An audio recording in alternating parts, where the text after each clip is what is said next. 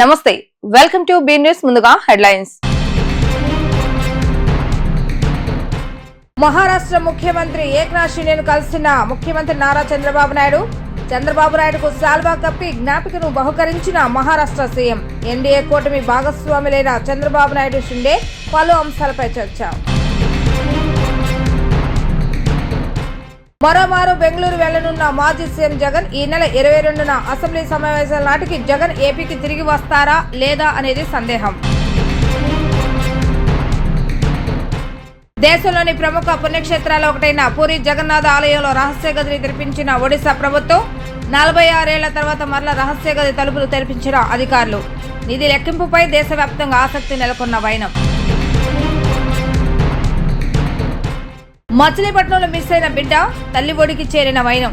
మచిలీపట్నం సర్వజన హాస్పిటల్ భద్రతలో బయటపడ్డ డొలతనం.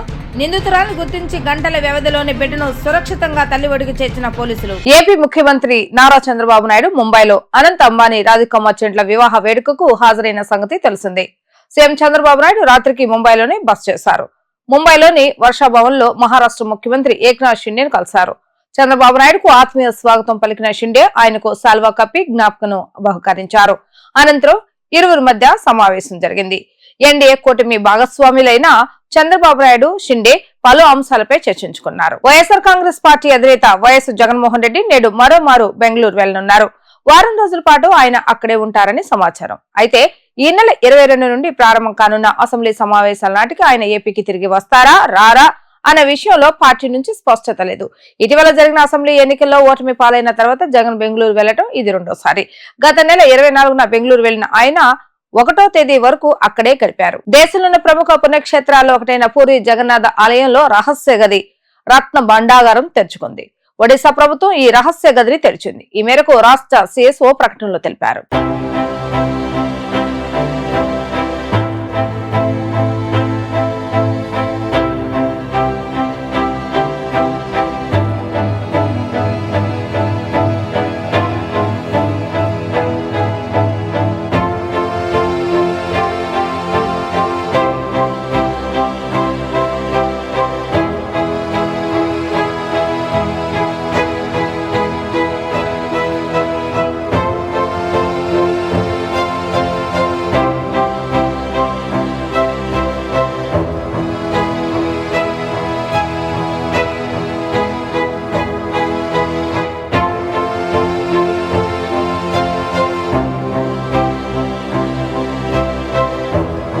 కృష్ణా జిల్లా మచిలీపట్నం సర్వజన ఆసుపత్రి భద్రతలో డొల్లతనం బయటపడింది.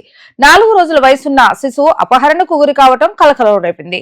పోలీసుల సిసి ఫుటేజ్ ఆధారంగా నిందితురాలి గుర్తించి గంటల వ్యవధిలోనే బిడ్డను సురక్షితంగా తల్లిఒడికి చేర్చారు. ఘంటసాల మండలం శ్రీకాకుళం గ్రామానికి చెందిన స్వరూపారాణి ప్రసవం నిమిత్తం ఈ నెల 8న మచిలీపట్నం సర్వజన ఆసుపత్రిలో చేరగా 9న మగబిడ్డకు జన్మనిచ్చింది. ఆరోగ్య పరిస్థితిని బట్టి బిడ్డను ఐసీయూలో ఉంచిన వైద్యులు 13వ తేదీ రాత్రి 9:30 గంటల సమయంలో తల్లికి అప్పగించడంతో ఆమె వార్డుకు తీసుకొచ్చింది. అప్పటి నుంచి వార్డులో నర్స్ దుస్తుల్లో ఉన్న ఓ మహిళ స్వరూపారాణితో మంచిగా వ్యవహరిస్తూ ఆమె వాష్రూమ్ కి వెళ్తే తిరిగి వచ్చే వరకు బిడ్డ వద్దే ఉంది. రాత్రి 1 గంట సమయంలో నిద్రలేచిన స్వరూపారాణి తన పక్కన బిడ్డ లేకపోవడాన్ని గమనించి కుటుంబ సభ్యులతో పాటు ఆసుపత్రి వర్గాలను అప్రమత్తం చేసింది. వెంటనే సిబ్బంది సీసీ ఫుటేజ్ ని పరిశీలించగా స్వరూపారానికి సహకారం అందించిన నర్సులో ఉన్న మహిళ బిడ్డను భుజాన వేసుకుని వెళ్లిన దృశ్యాలు కనిపించాయి. వెంటనే పోలీసులకు ఫిర్యాదు చేయడంతో స్పందించిన వారు సీసీ ఫుటేజ్లను సామాజిక మాధ్యమాల్లో పెట్టడంతో పాటు స్థానికంగా ఆరా తీయగా రామానాయుడుపేట సెంటర్లో కోడిగుడ్ల వ్యాపారం చేసుకుని ఇంగ్లీష్ పాలెంకు చెందిన తమ్మిశెట్టి లక్ష్మిగా గుర్తించారు. వెంటనే ఆమె నివాస గృహానికి వెళ్లి అదుపులోకి తీసుకోవడంతో పాటు గంటల వ్యవధిలోనే బిడ్డను తల్లి వద్దకు చేర్చారు.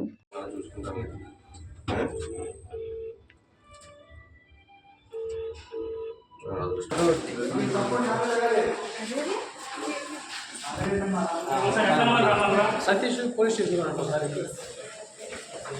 మీరందరూ పక్కన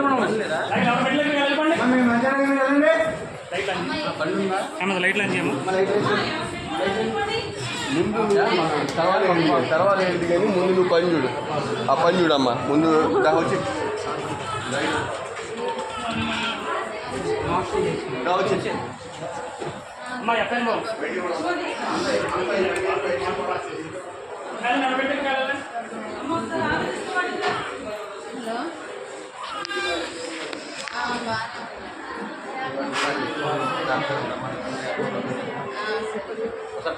గత 5 ఏళ్లుగా ఎక్కువగా మానసిక వేదన అనుభవించింది ప్రభుత్వ ఉద్యోగులేనని ఎమ్మెల్యేలు గద్దె రామ్మోహన్ బోండా ఉమా తెలిపారు. ప్రస్తుతం వారికి అండగా ఉండే ప్రభుత్వం అధికారంలోకి వచ్చిందని వ్యాఖ్యానించారు. విజయవాడ నగరంలోని శేషసాయి కళ్యాణ మండపంలో ఏపీ ఎన్జీఓ పశ్చిమ కృష్ణా శాఖ అధ్యక్షుడు వ్యవసాయ శాఖ సూపరింటెండెంట్ జనాబ్ మహమ్మద్ ఇక్బాల్ పదవీ విరమణ సన్మాన సభ ఆదివారం జరిగింది. ఈ సందర్భంగా కార్యక్రమానికి విచ్చేసిన ఎమ్మెల్యేలు గద్దె రామ్మోహన్ బోండా ఉమామహేశ్వరరావు మాట్లాడుతూ ఉద్యోగానికే పదవీ విరమణ కానీ సమాజ సేవకు కాదన్నారు. గత 2 దశాబ్దాలుగా ఇక్బాల్తో తమకు పరిచయం ఉందని, ఆయన వ్యవహార శైలి ప్రభుత్వ ఉన్నతాధికారులతో ఉద్యోగుల సమస్యలపై చర్చలు జరపడంలో ఎంతో పరిణితి కనబరిచేవారని గుర్తు చేసుకున్నారు. ఉద్యోగులు కోరుకున్న ప్రభుత్వం అధికారంలోకి వచ్చిందని, గత 5 ఏళ్లను పీడకలగా మర్చిపోయి సంక్షేమం, అభివృద్ధి సమాన స్థాయిలో నిర్వహించేందుకు ఉద్యోగులు సిద్ధం కావాలన్నారు. ఈ కార్యక్రమంలో ఏపీ ఎన్జీఓ సంఘ నేతలు, స్నేహితులు ఇక్బాల్ పూలమాలలు వేసి ఘనంగా వీడ్కోలు పలికారు. రాష్ట్ర అధ్యక్షుడు శివారెడ్డి, నేతలు విద్యాసాగర్ తదితరులు పాల్గొన్నారు. వైఎస్ఆర్సీపీ రాజ్యసభ ఎంపీ విజయసాయి రెడ్డితో తనకు ఎలాంటి సంబంధం లేదని ఆంధ్రప్రదేశ్ దేవాదాయ శాఖ అసిస్టెంట్ కమిషనర్ శాంతి స్పష్టం చేశారు. గిరిజన మహిళ కాబట్టి తనను రోడ్డు మీదకి లాగుతున్నారంటూ కన్నీళ్లు పెట్టుకున్నారు. 2 రోజుల నుంచి ఈ విషయం వైరల్ కావడంతో తనపై వచ్చిన దారుణమైన ఆరోపణలపై శాంతి మీడియా ముందుకు వచ్చారు. తాను విదేశాల్లో ఉన్న సమయంలో శాంతి గర్భవతి బిడ్డను కన్నదని, అందుకు వైసీపీ ఎంపీ విజయసాయి రెడ్డి కారణమని అనుమానిస్తున్నట్టు శాంతి మాజీ భర్త మదన్ మోహన్ అనే వ్యక్తి సంచలన ఆరోపణలు చేశారు. అంతేకాకుండా ఆమె పనిచేస్తున్న దేవాదాయ శాఖ కమిషనర్ కు ఫిర్యాదు కూడా చేశారు. 2 రోజుల నుంచి ఈ విషయం వైరల్ కావడంతో తనపై వచ్చిన దారుణమైన ఆరోపణలపై శాంతి మీడియా ముందుకు వచ్చారు. తన మాజీ భర్త చేస్తున్న ఆరోపణలో ఎలాంటి నిజాలు లేవని, కేవలం డబ్బుల కోసమే మదన్ మోహన్ చేస్తున్న కుట్ర అని శాంతి ఆరోపించారు. తనకు మదన్ మోహన్ తో 2013లో వివాహం జరిగిందని, తాను హిందువుగా మదన్ మోహన్ క్రిస్టియన్ కావడంతో తనను మతం మార్చుకోవాలని హింసించేవాడని ఆరోపించారు. తాను పెద్ద మనుషుల సమక్షంలో 2016లో విడాకులు తీసుకున్నట్టు శాంతి స్పష్టం చేశారు. బాండ్ పేపర్ పై ఇద్దరం విడాకులు తీసుకున్నామని, అప్పటికే తనకు 2 కవల ఆడపిల్లలు కలగటంతో చెరకు బిడ్డ సంరక్షణ తీసుకున్నామని శాంతి తెలిపారు. అయితే తన దగ్గర ఉన్న ఆడపిల్లను చంపేయాలని మదన్ మోహన్ బెదిరించేవాడని, విడాకులు తీసుకున్నా తనను వేధించేవాడని ఆమె ఆరోపించారు. తన పిల్లలిద్దరూ ఆడపిల్లలు కావడంతో వారి కోసం తాను మదన్ మోహన్ పెట్టే బాధలు భరించినట్టు చెప్పుకొచ్చారు. నా బిడ్డలకి వాళ్ళే రెస్పాన్సిబుల్ అవుతారు. ఎందుకంటే బ్రతకడం ఇంకా తెలిసిన వాళ్ళు, తెలియని వాళ్ళు, ఫ్రెండ్స్, జాబ్లో చాలా అంటే చాలా చామింగ్గా పనిచేసేదాన్ని. అందరు ఎంప్లాయీస్ కూడా నేను వెళ్తున్నానన్నా కూడా ఏ రికార్డ్ చూస్తుందో ఏంటో అనే భయంతో ఉండేవాళ్ళు. ఇప్పుడు ఇంకే ఆఫీసర్స్ ముందు వర్క్ చేయాలి, నేను ఉద్యోగం కూడా వదిలేసి వెళ్ళిపోవాలి. గవర్నమెంట్ ఉండదు, ఏ గవర్నమెంట్ అన్నా రానియండి, గవర్నమెంట్ ఆఫీసర్కి సంబంధం ఉండదు. ఇప్పుడు మళ్ళీ రీఇన్స్టేట్ చేస్తారు. మళ్ళీ నేను ఒక దగ్గరికి ఆఫీసర్గా పోవాలి, అక్కడ లోకల్ పర్సన్స్ చెప్పింది చేయాలి కదా. లేదు నేను మీకు చెయ్యను అని అంటామా మేము? నేను రిక్రూట్ బై ద గవర్నమెంట్గా, అంతేగాని పొలిటికల్ పార్టీస్తో కాదు. అరే నేను ఒక బ్యాక్లాగ్ వేకెన్సీ వచ్చాను, కష్టపడి అంతో ఇంతో నేను కూడా చదువుకునే ఉద్యోగానికి వచ్చాను. ఎంతసేపు ఆంధ్రజ్యోతి పేపర్లో రాసింది 5 రోజులు రాశాడండి వరుస పెట్టి. నన్ను అడగండి, నేను ఈరోజు వచ్చాను కదా, ఎన్ని కోట్లు సంపాదించాను అడగండి. ఏమండి, ఇంతమంది మీడియా ఉన్నారు, ఇది న్యాయంగా అనిపిస్తుందా మీకు? ఒక ఆడదాన్ని ఇంతగానో వేధిస్తూ ఉన్నారు. అరే మీకు వరుస లేదు, ఏజ్ లేదు, ఎవరితో పడితే వాడు మాట్లాడుతుంటే కూడా ఒక్కరు ఖండించలేదండి మీరు? నేను అడుగుతున్నా ఇంతమంది అబ్బాయిల్ని, ఇదే మీ ఇంట్లో ఆడబిడ్డకు ఎవరికో జరిగితే ఊరుకుంటారా? మొదట పోలవరం నిర్వాసితుల పునర్వాసానికి ప్రాధాన్యతనిచ్చి డ్యాం కడితే అప్పుడు రాష్ట్రానికి మేలు, అభివృద్ధి జరుగుతుందని సిపిఎం రాష్ట్ర కార్యదర్శి వి శ్రీనివాసరావు డిమాండ్ చేశారు. కొత్త ప్రభుత్వం ఏర్పడిన తర్వాత పోలవరంపై జూన్ 28వ తేదీన ఒక శ్వేతపత్రం విడుదల చేస్తారని అన్నారు. ఆ శ్వేతపత్రంలో నిర్వాసితుల ప్రస్తావనే లేదని, ఇది చాలా అన్యాయమని అన్నారు. పాత ప్రభుత్వం లాగానే ప్రాజెక్ట్ డ్యాం కాంట్రాక్టర్లు చెల్లింపులే తప్ప నిర్వాసితులను పట్టించుకోలేదని విమర్శలు గుప్పించారు. ఆదివారం సిపిఎం రాష్ట్ర కమిటీ ఆధ్వర్యంలో పోలవరంపై సెమినార్ జరిగింది. విజయవాడ గవర్నర్పేట ఎంబీ విజ్ఞాన్ కేంద్రం సమీపంలోని బాలోత్సవ్ భవన్ 2వ అంతస్తులో నిర్వహించిన ఈ సదస్సులో సిపిఎం పొలిట్ బ్యూరో సభ్యులు బివి రాఘవులు, రాష్ట్ర కార్యదర్శి వి శ్రీనివాసరావు, ఎమ్మెల్సీ ఐ వెంకటేశ్వరరావు, ఆదివాసుల జల సమాధి పోలవరం రచయిత ఆర్ ఉమామహేశ్వరి, ప్రత్యేక హోదా సాధన సమితి కన్వీనర్ చలసాని శ్రీనివాస్, ప్రముఖ న్యాయవాది సుంకర రాజేంద్ర ప్రసాద్ తదితరులు పాల్గొన్నారు. ముందుగా సిపిఎం రాష్ట్ర కార్యదర్శి వి శ్రీనివాసరావు మాట్లాడుతూ కొత్త ప్రభుత్వం ఏర్పడిన తరువాత పోలవరంపై జూన్ 28వ తేదీన ఒక శ్వేతపత్రం విడుదల చేశారని తెలిపారు. ఆ శ్వేతపత్రంలో నిర్వాసితుల ప్రస్తావనే లేదని, ఇది చాలా అన్యాయమన్నారు. పాత ప్రభుత్వంలానే ప్రాజెక్ట్, డ్యాం కాంట్రాక్టర్లు చెల్లింపులే తప్ప నిర్వాసితులను పట్టించుకోలేదన్నారు. ప్రాజెక్ట్ నాణ్యంగా కట్టడానికి అవన్నీ చాలా అవసరం, కానీ నిర్వాసితుల సమస్యను విస్మరించారని అన్నారు. పోలవరం ప్రాజెక్టును 72% తానే పూర్తి చేశానని చంద్రబాబు అంటున్నారని, అది వాస్తవం కాదని, కేవలం 22% మాత్రమే పూర్తయిందన్నారు. రాష్ట్ర ప్రతిపాదన ప్రాజెక్టుకు 55,000 కోట్లయితే సెంట్రల్ గవర్నమెంట్ 45,000 కోట్లను ఆమోదించిందన్నారు. అందులో నిర్వాసితులు భాగంగా పునరావాసానికి 33,000 కోట్లు కావాలని చెప్పారు. నిర్వాసితులకు పునరావాసం కల్పించకుండా ఎలా నీటిని నిల్వ పెడతారని ప్రశ్నించారు. మొదటి పునరావాసానికి ప్రాధాన్యతనిచ్చి డ్యాం కడితే అప్పుడు రాష్ట్రానికి మేలు, అభివృద్ధి జరుగుతుందన్నారు. ప్రధానమైనటువంటి కర్తవ్యం 2013 యాక్ట్ సజీవంగా దాన్ని అమలు చేయాలి అనేటువంటిది మనం చేసిన డిమాండ్ కూడా ఇప్పుడు తూట్లు పడ్డాయి. దానికి కూడా తూట్లు పెట్టేసి అది కూడా అమలు జరపకుండా దానికి సవరణలు పెట్టినటువంటి పరిస్థితి ఉన్నది. ఇప్పుడు మనం ఒక విషయం చెప్పారు, మన హైవేలు ఇక్కడ మన రాష్ట్రంలో చాలా చోట్ల జరిగింది. ఈ ల్యాండ్ తీసుకున్నప్పుడు రైతు సంఘం వాళ్ళు కూడా దాని మీద ఫైట్ చేయాలి. ల్యాండ్ తీసుకొని మేము ఇవ్వం అని చాలా చోట్ల, లేదంటే మాకు కాంపెన్సేషన్ చాలదు అని అంటే బలవంతంగా బ్యాంకులు వేసేసి భూమి తీసేసుకున్నారు. ఇక్కడ కూడా జరిగింది చాలా చోట్ల. గ్రీన్ఫీల్డ్ హైవేలో అదే జరిగింది, తీసేసుకుంటున్నారు. ఇక్కడ కూడా అదే జరిగింది. ఇప్పుడు జగన్మోహన్ రెడ్డి అంతకుముందు చంద్రబాబు నాయుడు 6,20,000 నాన్ ట్రైబ్కి 6,80,000 అని ప్రకటిస్తే జగన్మోహన్ రెడ్డి నేను 10 లక్షలు ఇస్తానన్నాడు. దానికి జీవో లేదు, అమలు లేదు. ఇప్పుడు అసలు వీళ్ళు దాని గురించే మాట్లాడాల. ఎకరాకి భూమి అన్నారు. భూమి ఇప్పుడు అది చెప్పింది కరెక్ట్, చాలా చోట ఇవ్వలేదు అసలు భూమి. దాని నష్టపరిహారం 1,60,000 అని అన్నారు. జగన్మోహన్ రెడ్డి వచ్చి 5 లక్షలు చేస్తారన్నాడు ఎకరాకి. దానికి జీవో లేదు, అది అమలు కాలేదు ఆయన హయాంలో. ఇప్పుడు దాని గురించి మాట్లాడలేదు. ఇప్పుడు పునరావాసం అంటే 5 లక్షలు 10 లక్షల, లేకపోతే అసలు బయట కోట్లు కూడా ఇస్తున్నారు డిమాండ్ చేసి పోరాడిన చోట. అందుకని నష్టపరిహారం పునరావాసం విషయంలో కూడా న్యాయం జరగలేదు. ఇప్పుడు వదిలిపెట్టి ఉండాలంటే ప్రాజెక్టు కట్టక ముందు అయితే వదిలిపెట్టి రావని వాళ్ళు ఖచ్చితంగా తెగ చెప్పారు. ఇందాక చూపెట్టారు కాల్పులు, భద్రాచలంలో కూడా ఆ స్టేషన్ కాల్పులు కూడా జరిగాయి. ఇప్పుడు డ్యాము దాదాపు చాలా భాగం అయిపోయినప్పుడు మరి వాళ్ళ భవిష్యత్తు ఏమిటి?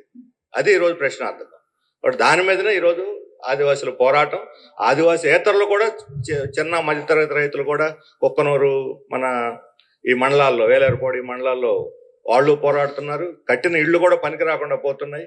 కాబట్టి ఈ సమస్యలన్నీ కూడా ఈరోజు మన దృష్టికి తీసుకొచ్చినటువంటి ఉమామహేశ్వరి గారికి పోలవరం భూమి కాదు ఒక చరిత్ర అని ఆదివాసుల జల సమాధి పోలవరం రచయిత పరిశోధకురాలు ఆర్ ఉమామహేశ్వరి చెప్పారు. ప్రభుత్వం విడుదల చేసిన శ్వేతపత్రంలో ఆదివాసులు లేరు, వారి చరిత్రకు విలువ ఇవ్వలేదని ఆమె అన్నారు. ఆదివారం ఉదయం విజయవాడ గవర్నర్పేట ఎంబీ విజ్ఞాన కేంద్రం సమీపంలోని బాలోత్సవ్ భవన్ 2వ అంతస్తులో నిర్వహించిన పోలవరంపై సెమినార్లో ఆర్ ఉమామహేశ్వరి మాట్లాడుతూ జర్నలిస్టుగా పోలవరం నిర్వాసితుల బాధలను తాను దగ్గరుండి చూసి డాక్యుమెంట్ చేశానన్నారు. పోలవరం బాధితులకు కూడా ఇక ఇతిహాసం, గుర్తింపు ఉందని, కానీ పాలకులకు మాత్రం ఇవేవి పట్టవని అన్నారు. గతంలో చంద్రబాబు ముఖ్యమంత్రిగా ఉన్నప్పుడు తాను హైదరాబాద్ లో జర్నలిస్టుగా ఉన్నానని అన్నారు. మేకలను బ్యాన్ చేసిన సీఎం చంద్రబాబు అని గుర్తు చేశారు. భూమిపై గడ్డినంతా హరించి వేయడానికి మేకలే కారణమంటూ మేకలన్నింటినీ బ్యాన్ చేసిన ముఖ్యమంత్రి, ప్రధానమంత్రి మనకుండటం శోచనీయమన్నారు. కరోనా సమయంలో తాను హిమాచల్ ప్రదేశ్లోని చిన్న గ్రామంలో ఉన్నానని చెప్పారు. అక్కడ ఎక్స్ప్రెస్ వే కారణంగా ఒక రైతు తన పొలాన్ని కోల్పోయారన్నారు. డిజైన్ అది మంచిది కాదు, అది మా డెమోక్రసీకి మంచిది కాదు. అది ఆ ఒక ప్యాటర్న్ అన్ని చోట్ల కొనసాగుతున్నాయి ఇప్పుడు ఇండియాలో. నదులకి ఒక ధర్మం ఉన్నది, అది మనం అర్థం చేసుకోవాలి. దాని లోపల ఉన్న ప్రజలు ఎప్పుడు అర్థం చేసుకున్నారు. యాక్చువల్లీ ఆదివాసులు, అక్కడ ఉన్న దళితులు, నది దగ్గర ఉన్న వాళ్ళు ఎప్పుడు నదిని అర్థం చేసుకుంటారు. కానీ పాలసీ మేకర్స్ దాన్ని అర్థం చేసుకోరు. ఎక్కడైనా తోచితే ఇక్కడ కట్ చేసేసేయాలి. ఒక కిర్లోస్కర్ యాడ్ ఉండేది, అది మాత్రం చెప్తాను. ఆ యాడ్లో ఒక మనిషి వచ్చేవారు, ఒక ఇంజనీర్. ఆ కిర్లోస్కర్ యాడ్లో ఇతను చెప్తారు, sir we cannot do this, ఎందుకంటే అక్కడ ఒక నది ఉన్నది అంటారు.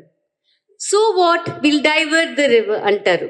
అంటే అది ఒక అడ్వర్టైజ్మెంట్, ఒక కంపెనీ అడ్వర్టైజ్మెంట్. ఎంత సులభంగా మీరు ఏదైనా కట్ చేసేస్తారు, డైవర్ట్ చేసేస్తారు. అక్కడ ఉన్న ప్రజల గురించి మీరు ఆలోచించరు. ఈ నష్టపరిహారం వస్తే నేనేమంటున్నానంటే, నష్టపరిహారంతో పాటు అక్కడ ఉన్న జీవితాల్ని మీరు ఆల్రెడీ నాశనం చేసేసారు కదా అండి. ఆల్రెడీ వాళ్ళని అక్కడి నుంచి తరిమిలేశారు. అప్పుడు కూడా ఇప్పుడు కూడా చాలా కాంపెన్సేషన్ చాలా మందికి అందుబాటులో లేదు. భూమికి భూమి అన్నారు, ఇంకా ఇవ్వలేదు. చాలా మట్టికి భూమికి భూమి ఇవ్వలేదు, అది చెప్పారు. ఆ 2013 యాక్ట్ కూడా వీళ్ళు ఇన్ఫాక్ట్ ఇదే చేయలేదు, రెస్పెక్టే చేయలేదు. సో ఇది ఎక్కడ మేము వెళ్తాం? మీరు భూమికి భూమి అన్నారు, ఇవ్వలేదు. చెట్టుకి చెట్టు అన్నారు, ఇన్ఫాక్ట్ టాడీ ట్రీస్ ఇస్తారన్నారు, అది ఇవ్వలేదు. అండ్ ఆల్వేస్ ఇంకొక డేంజరస్ బిల్ వచ్చింది, అదేంటంటే గ్రీన్ క్రెడిట్స్ ప్రోగ్రామ్. అంటే ఏదైనా ఇండస్ట్రియలిస్ట్, ప్రైవేట్ సెక్టర్ అయినా ఎక్కడైనా ఫారెస్ట్ డైవర్షన్ చేసుకోవాలంటే చేసుకోవచ్చు. వాళ్ళు ఏం చేయాలి? ఓన్లీ కాంపెన్సేటరీ ప్లాంటేషన్, అది ఫారెస్టేషన్ కూడా చెప్పడం లేదు, ప్లాంటేషన్ అంటున్నారు. ప్లాంటేషన్ అంటే మనం కొంచెం కేర్ఫుల్గా ఉండాలి. ఏం ప్లాంట్ చేస్తారు? ఫర్ ఇన్స్టెన్స్ ఒక దేవదార్ ట్రీ లాంటి ట్రీని మీరు కట్ చేసేసి ఒక చిన్న వేస్ట్గా ఏదో ఒక చిన్న ప్లాంట్ దేవదార్కి దానికి ఏదైనా సంబంధం ఉందా? ఒక పెద్ద చింత చెట్టుని నరికేసి దానికి కాంపెన్సేషన్ గా ఏదో చిన్న మొక్క ఏదైనా చేసేసి కాంపెన్సేషన్. సో మీకు గ్రీన్ క్రెడిట్ వచ్చేస్తుంది. అది కూడా మనము ఆలోచించాలి. అది ఒక బిల్ ఎప్పుడైనా పాస్, ఇప్పుడు కాదు అనుకుంటాను, గవర్నమెంట్ కొంచెం ఇప్పుడు అంత లేదు, కానీ అది వచ్చింది, ఫిబ్రవరిలో వచ్చింది. సో ఇవన్నీ మనము కొంచెం. ఛత్తీస్గఢ్, ఒడిశా రాష్ట్రాల్లో ఆదివాసులపై జరుగుతున్న హింసకు వ్యతిరేకంగా ఆంధ్రప్రదేశ్ లో ఆదివాసుల పరిరక్షణ కమిటీ ఏర్పాటు చేసినట్లు ఆదివాసీ హక్కుల పోరాట సంఘీభావ వేదిక కన్వీనర్ చిలక చంద్రశేఖర్ తెలిపారు. ఆపరేషన్ గగన్ ను నిలిపివేయాలని డిమాండ్ చేశారు. ఎన్టీఆర్ జిల్లాలో రెల్లి కులస్తుల సమస్యల పరిష్కారం కోసం రెల్లి కుల సఫారీ కర్మచారి సంఘాన్ని ప్రారంభించడం జరిగిందని ఆ సంఘ రాష్ట్ర అధ్యక్షుడు అప్పారావు తెలిపారు. సంఘ ఎన్టీఆర్ జిల్లా అధ్యక్షునిగా ఎర్రంశెట్టి దావీదు, కార్యదర్శిగా భూపతి దిలీప్, సెక్రటరీలుగా శామ్యూల్, అర్జున్లను ఎన్నుకున్నారు. అనంతరం వారు మాట్లాడుతూ తరతరాలుగా తమ సామాజిక వర్గం వారు పారిశుద్ధ్య కార్మికులుగానే మిగిలిపోతున్నారని ఆవేదన వ్యక్తం చేశారు. నగరపాలక సంస్థలు పారిశుద్ధ్య కార్మికుల భర్తీలో తమ కులస్తులను కాకుండా ఇతర కులస్తుల వారితో భర్తీ చేయనున్నారని, దీని కారణంగా ఎంతో మంది రెల్లి కులస్తులు నిరుద్యోగులుగా మిగిలిపోతున్నారని వెల్లడించారు. తమ కులస్తులకు రాజకీయంగా ప్రాధాన్యత కల్పించాలని, కనీసం శాసనమండలిలో సభ్యత్వం కల్పించాలని డిమాండ్ చేశారు. అన్ని రాజకీయ పార్టీలు తమకు రాజకీయ ప్రాధాన్యత కల్పించాలని కోరారు. తమ కులస్తులందరితో కలిపి విశాఖలో మహాసభ ఏర్పాటు చేయాలని నిర్ణయించుకుందామని, త్వరలోనే తేదీని ప్రకటిస్తామని, కోటమి ప్రాంతంలో పెద్దలను ఈ సభకు ఆహ్వానించి తమ సమస్యలను విన్నవించుకుంటామని స్పష్టం చేశారు. ఈ కార్యక్రమంలో తూపాకుల వెంకటేష్, మాడుగుల శరత్ తదితరులు పాల్గొన్నారు. మిత్రులారా, నా పేరు వేడంగి చిట్టిబాబు, పౌరకుల సంఘం రాష్ట్ర అధ్యక్షుడిని. ఈరోజు ప్రెస్ క్లబ్లో ఆదివాసీ హక్కుల పోరాట సంఘీభావ కమిటీ సన్నాహ కమిటీ ఏర్పాటు చేయడం జరుగుతుంది. దానికి కారణం ఏంటంటే, ఛత్తీస్గఢ్లో జరుగుతున్నటువంటి కగారు యుద్ధాన్ని ఆపాలని, దానికి నిరసనగా ప్రజాభిప్రాయాన్ని సేకరించి దాన్ని ఆపు చేయాలనే ఉద్దేశంతో ఇవాళ ప్రజా సంఘాలతోటి, హక్కుల సంఘాలతోటి, అదేవిధంగా మేధావులతోటి, వివిధ సంఘాలతోటి ఇవాళ కార్యక్రమం నిర్వహిస్తూ ఉన్నాం. నిజానికి ఇవాళ భారత రాజ్యాంగంలో ఉన్నటువంటి 5th షెడ్యూల్, 6th షెడ్యూల్ ఏవైతే ఉన్నాయో, ఆ 6th షెడ్యూల్, 5th షెడ్యూల్ని ఇప్పుడు వచ్చినటువంటి బీజేపీ ప్రభుత్వం తొంగలో తొక్కి వాటిని అమలు చేయకుండా కొత్త చట్టాలను తీసుకురావడం జరిగింది. ఈ మధ్యకాలంలో ఫారెస్ట్ కన్జర్వేషన్ రూల్స్ పేరుతోటి 22లో తీసుకొస్తే, అది మొన్న డిసెంబర్ 23న అమల్లోకి వచ్చింది, బిల్లు అయ్యింది. ఆ బిల్లు ప్రకారం 3 సంఘటనలుగా విడగొట్టింది. అది ఒకటి అడ్వైజరీ కమిటీ, ఒకటి స్టీరింగ్ కమిటీ, రీఎంబర్స్మెంట్ కమిటీ అని 3 కమిటీలు ఏర్పాటు చేశారు. ఆ కమిటీలో ఏంటంటే, పై 2 కమిటీలు కూడా కేంద్ర ప్రభుత్వం ఆధీనంలో ఉంటే అక్కడ ఉండేటువంటి ఆదివాసీ ప్రాంతాల్లో ఉండేటువంటి భూమి ఏదైతే ఉందో ఆ భూమిని ఎవరైనా అప్లై చేసుకుంటే ఆ భూమిని తప్పనిసరిగా వెంటనే మంజూరు చేయడానికి 60 రోజులు ఆథరైజ్డ్ కమిటీ ఇవ్వాలి. స్టీరింగ్ కమిటీ 120 రోజుల్లో నాన్ మైనింగ్ అయితే భూమిని ఇచ్చేసే అధికారం ఉంది. నారాయణరావు, తెలంగాణ పౌరకుల సంఘం రాష్ట్ర ప్రధాన కార్యదర్శి. దేశంలో అనేక వనరులు కలిగి ఉన్న మనం ముఖ్యంగా అడవిలో ఆదివాసులకు వాళ్ళ కాళ్ళ కింద అనేక కోట్లాది విలువైన వనరులు కలిగి ఉన్నారు. ఆ వనరులను దోపిడీ చేయడం కోసం ప్రభుత్వాలు 2005 నుంచి సాల్వాజూడం పేరుతో 2011 నుంచి ఆపరేషన్ గ్రీన్ హంట్ పేరుతో 2011లో ఆపరేషన్ గ్రీన్ రెండవ దశ నుంచి 2017లో ఆపరేషన్ సమాధార్ పేరుతో ఆపరేషన్ ప్రహార్ పేరుతో ఇప్పుడు లేటెస్ట్గా 2024 ఆపరేషన్ కగారుతో దేశంలోనే దేశం నడిబొడ్డున ఒక అంతర్యుద్ధాన్ని సృష్టిస్తున్నారు. ఇది అంతర్యుద్ధం అనలేకపోతున్నారు. నిజంగా ఇది అంతర్గతంగా యుద్ధమే జరుగుతుంది. ఆదివాసులను నిరాయుధమైన ఆదివాసుల మీద భారత ప్రభుత్వం యుద్ధం చేస్తుంది. ఎందుకు చేస్తుందంటే మనందరం కూడా దేశభక్తులుగా దేశంలో వనరులు మనకు చెందాలని మనం భావిస్తాం. అది మన రాజ్యాంగ హక్కుగా ఫీల్ అవుతాం. కానీ అక్కడ ఏదైతే ఛత్తీస్గఢ్ ప్రాంతంలో అడవులో వనరులన్నీ కూడా వేల కోట్ల విలువైన వనరులను సామ్రాజ్యవాదులకు అప్పగించడం కోసం ఆపరేషన్ నిర్వహిస్తుంది. దేశంలో ఉన్న పాలక వర్గాలు పెట్టుబడిదారులకు సామ్రాజ్యవాదులకు తొత్తులుగా మారి దేవి సాంస్కృతిక సాంఘిక సంక్షేమ సంఘం వ్యవస్థాపక అధ్యక్షులు దుపాటి శ్రీదేవి ఆధ్వర్యంలో మెహందీ మరియు కేశ అలంకరణ పోటీలు నిర్వహించడం జరిగింది. ఆషాఢ మాసంలో మెహందీకి పెట్టింది పేరు అని కుటుంబం అంతా కలిసి సంతోషంగా గడిపే మాసం ఆషాఢ మాసం అని వ్యవస్థాపక అధ్యక్షులు దుపాటి శ్రీదేవి వివరించారు. ఆషాఢ మాసం సందర్భంగా శ్రీదేవి సాంస్కృతిక సాంఘిక సంక్షేమ సంఘం వ్యవస్థాపక అధ్యక్షులు దుపాటి శ్రీదేవి ఆధ్వర్యంలో BRTS రోడ్లోని గాయత్రి కళ్యాణ మండపం నందు మెహందీ మరియు కేశ అలంకరణ పోటీలను నిర్వహించడం జరిగింది. నగర నలుమూలల నుంచి 500 మందికి పైగా అభ్యర్థులు ఈ పోటీల్లో పాల్గొనడం జరిగింది. ఈ పోటీల్లో గెలుపొందిన విజేతలకు దుపాటి శ్రీదేవి చేతుల మీదుగా బహుమతులను ప్రదానం చేశారు. ఈ సందర్భంగా ఆమె మాట్లాడుతూ కుల మతాలకు అతీతంగా ఈ పోటీలు నిర్వహించడం జరిగిందన్నారు. ఆషాఢ మాసం అంటేనే పండుగ వాతావరణమని ఆమె వెల్లడించారు. తమ సంఘం ఆధ్వర్యంలో పలు సేవా కార్యక్రమాలు నిర్వహిస్తున్నామని తెలిపారు. నా పేరు దుపాటి శ్రీదేవి సాంస్కృతిక సాంఘిక సంక్షేమ సంఘం ఆధ్వర్యంలో నేను ప్రతి నెల ఏదో ఒక ప్రోగ్రాం అందరి సహకారంతో నేను చేస్తూ వస్తున్నాను. అలాగే ఆషాఢ మాసం అంటేనే గోరింటాకు అంటేనే ఆడవాళ్ళు చక్కగా అందరూ ఆషాఢ మాసంలో గోరింటాకు పెట్టుకుంటారు అన్న ఆలోచన నాకు వచ్చింది. ఇదే కాంపిటీషన్ పెడితే బాగుంటుందని. అయితే ఆషాఢ మాసంలో ప్రత్యేకత ఉంది. గోరింటాకి ఒక విశిష్ట స్థానం ఉంది. అల్లుళ్ళేమో ఆషాఢ మాసం అంటే ఇంకా రకంగా అల్లుళ్ళు అత్తవారింటికి వెళ్ళకూడదు, కోడళ్ళు అత్తవారింటికి వెళ్ళకూడదు అనే కాన్సెప్ట్ కూడా ఉంది. కానీ నేను సరదాగా ఈసారి నేను మెహందీ పెట్టడం అన్నది అంటే గోరింటాకు బదులు ఇప్పుడు గోరింటాకు రూపీ ఇక్కడ తీసుకొచ్చి అంటే కష్టం కాబట్టి కోన్ తోటి మెహందీ కాంపిటీషన్స్ పెట్టాను. సుమారుగా 300 మంది వచ్చారండి. దాంతో పాటు మనకి ఆడవాళ్ళ కంటేనే కురులు అంటే ఇష్టం, జుట్టు చాలా ఎంతో మందికి జడలంటే చాలా ఇష్టం. ఆ ఉద్దేశంతో నేను హెయిర్ స్టైల్ కాంపిటీషన్స్ రకరకాల జడలు ముడులు ఏదైనా సరే అని పెట్టానండి. చాలా విశేష స్పందన వచ్చింది. వీళ్ళందరి సహకారంతో నేను PMJ గోల్డ్ వాళ్ళు, గణేష్ గిఫ్ట్స్ వాళ్ళు వీళ్ళందరూ నాకు స్పాన్సర్ చేశారు. ఇంకా ఈ కార్యక్రమాలు ఇంకా నేను ప్రతి నెల నిర్వహిస్తానని మీడియా సోదరులందరికీ కూడా తెలియజేస్తున్నాను. ఈ కార్యక్రమానికి 300 మంది రావడం అంటేనే విశేషము. ప్రతిసారి నన్ను ఎంకరేజ్ చేస్తూ వస్తున్నారు వీళ్ళందరూ. చాలా చాలా ధన్యవాదాలండి. ఇలాగే ప్రతి వాళ్ళు నన్ను ఎంకరేజ్ చేస్తుంటే నేను ఇంకా అనేక కార్యక్రమాలు చేస్తాను అని కోరుకుంటున్నాను. Thank you so much. ఇంద్రకీలాద్రిపై జరుగుతున్న ఆషాఢ మాసోత్సవాల ఆదివారం నిర్వహించిన భరతనాట్యం కూచిపూడి ప్రదర్శనలు అమ్మవారి భక్తులను అలరించాయి. ప్రత్యేకించి చిరంజీవి సాయి చరణచే నిర్వహించిన రాజేశ్వరి భజేశ్వరి నృత్యం ప్రత్యేక ఆకర్షణగా నిలిచింది. శ్రీ దుర్గా మల్లేశ్వర స్వామివారి దేవస్థానంలో ఆదివారం వనస్థలిపురం హైదరాబాద్ కి చెందిన వారాహి డాన్స్ అకాడమీ ఆధ్వర్యంలో కూచిపూడి భరతనాట్య ప్రదర్శన జరిగింది. శంకర్ మంచి ఆదిలక్ష్మి శిష్య బృందం నిర్వహించిన నృత్య ప్రదర్శన భక్తులకు ఆనందాన్ని కలిగించాయి. ప్రత్యేకించి సాయి శరణి చే రాజేశ్వరి భజేశ్వరి సోలో నృత్యం ప్రత్యేక ఆకర్షణగా నిలిచింది. అమ్మవారి వైభవాన్ని చాటి చెబుతూ సాంస్కృతిక కార్యక్రమాలను నిర్వహిస్తున్న దేవస్థానం సిబ్బందికి భక్తులు మెచ్చుకున్నారు.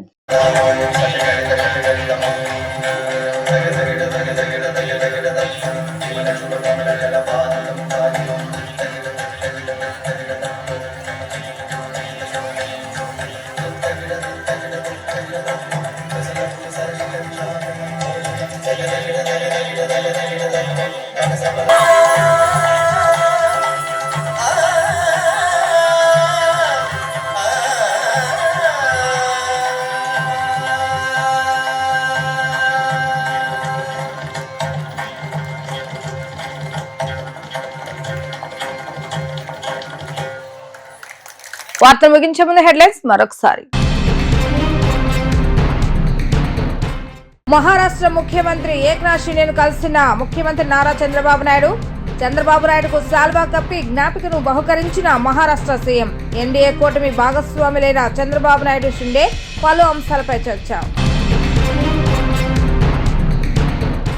మరోమారు బెంగళూరు వెళ్లనున్న మాజీ సీఎం జగన్. ఈ నెల 22న అసెంబ్లీ సమావేశాల నాటికి జగన్ ఏపీకి తిరిగి వస్తారా లేదా అనేది సందేహం. దేశంలోని ప్రముఖ పుణ్యక్షేత్రాల్లో ఒకటైన పూరి జగన్నాథ ఆలయంలో రహస్య గదిని తెరిపించిన ఒడిశా ప్రభుత్వం. 46 ఏళ్ల తర్వాత మరల రహస్య గది తలుపులు తెరిపించిన అధికారులు. నిధి లెక్కింపుపై దేశవ్యాప్తంగా ఆసక్తి నెలకొన్న వైనం. మచిలీపట్నంలో మిస్ అయిన బిడ్డ, తల్లి ఒడికి చేరిన వైనం.